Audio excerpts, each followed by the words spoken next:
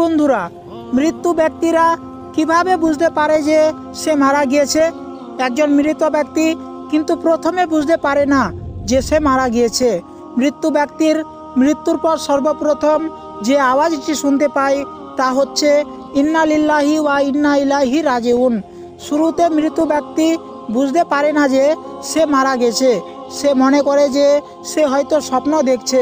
সে দেখে তার আত্মীয় স্বজন, পরিবারের লোকেরা তার কাছে, সে দেখে তাকে গোসল করানো হচ্ছে, তার জানাজা পড়ানো হচ্ছে, তাকে কবরে নামানো হচ্ছে। এরপর যখন তার দেহের উপরে বাঁশের কঞ্চি আর মাটির স্তর পড়তে থাকে তখন তার স্বপ্ন ভঙ্গ হয়ে যায়। সে তখন উপলব্ধি করে যে সে সত্যি মারা গেছে। তখন সে চিৎকার করতে চায়, কিন্তু তার চিৎকার কেউ শুনতে পায় না। যখন তাকে দাফন করে সবাই তাকে একে একে কবরে রেখে ফিরে যায়, তখন আল্লাহ তাআলা তার আত্মাকে পুনরায় তার দেহে ফিরিয়ে দেন আর সে জেগে ওঠে। প্রথমে সে খুশি হয় এবং কৃতজ্ঞতা জানায় যে মহান প্রভু আমাকে যা দেখিয়েছিলেন তা কেবলমাত্র একটি স্বপ্ন ছিল, আর এখন সে ঘুম থেকে জেগে উঠেছে। এরপর সে তার শরীর স্পর্শ করে দেখতে পায় সে কেবলমাত্র একটি কাপড়ে মোড়ানো রয়েছে। সে অবাক হয়ে প্রশ্ন করে, আমার জামা কাপড় কোথায়? তারপর সে বলতে থাকে, আমি কোথায় আছি? এই জায়গাটা কোথায়? সর্বত্র ময়লা কাদার দুর্গন্ধ বের হচ্ছে, আমি এখানে কি করছি? তারপর সে বুঝতে শুরু করে যে সে মাটির ভিতরে আছে এবং সে যা অনুভব করছে তা কোনো দুঃস্বপ্ন নয়। তখন সর্বপ্রথম সেই মৃত ব্যক্তি বুঝতে পারে যে সে সত্যি মারা গেছে। তারপর সে যতটা সম্ভব জোরে চিৎকার করে ওঠে, তার আত্মীয় স্বজনদের ডাকতে থাকে, পরিবারের লোকেদেরকে ডাকতে থাকে, কিন্তু কেউ তাকে বাঁচাতে আসে না। অতঃপর সে ব্যক্তি আল্লাহকে ডাকে।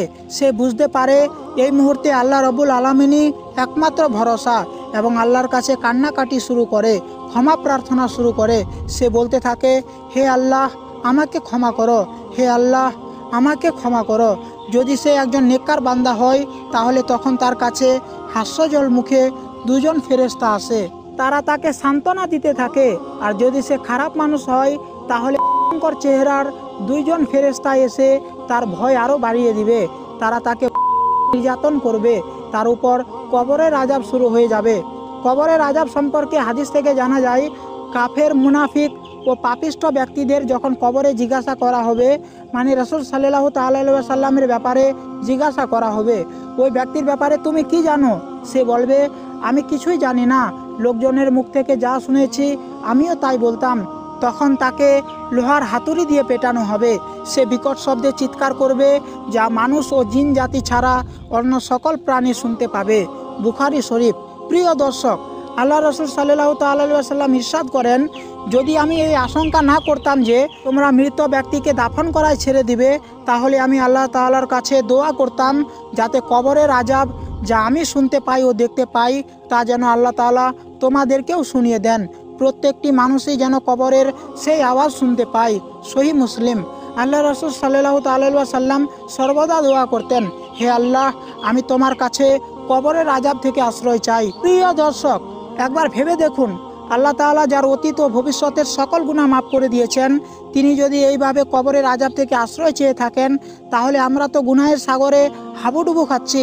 আল্লাহ তাআলার কাছে দোয়া করি, আল্লাহ তাআলা যেন আমাদের সকলের, আমার মা, বাবা, স্ত্রী, সন্তান এবং আমাদের পরিবারের সমস্ত লোকেদের গুনাহ মাফ করে দেন।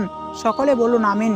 ভিডিওটি ভালো লাগলে ভিডিওটিতে অবশ্যই একটি লাইক দিবেন এবং আপনার কিছু জানার ইচ্ছা থাকলে অবশ্যই কমেন্ট করতে পারেন এবং সাহাবের উদ্দেশ্যে এই ভিডিওটি শেয়ার করে আপনজনদের মাঝে ছড়িয়ে দিতে পারেন।